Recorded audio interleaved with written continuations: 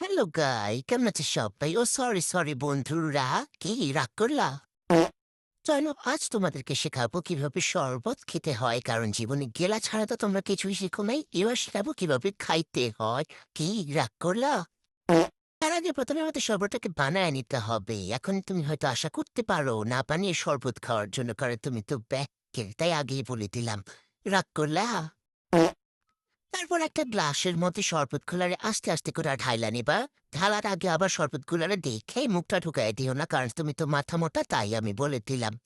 রাগ করলা? না, রাগ করা যাবে না। শরবতগুলো আস্তে আস্তে ঢাইলা নেবে যেন নিচে পড়ে না যায়, কারণ তুমি তো অপদার্থ, কোনো কাজ ঠিক মতো পারো না, তাই আমি দেখাই দিলাম। রাগ করলা? তারপর শরবতগুলো আস্তে আস্তে উঠাই নেবে। ওঠানোর সময় আবার দেখো গ্লাসটা শুধু ভাঙে পেলো না, কারণ তুমি তো অকাল কুষ্মাণ্ড, তাই বলে দিলাম। কি রাগ করলা?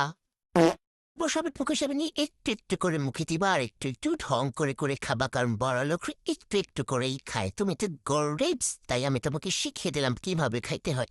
কি রাগ করলা? হি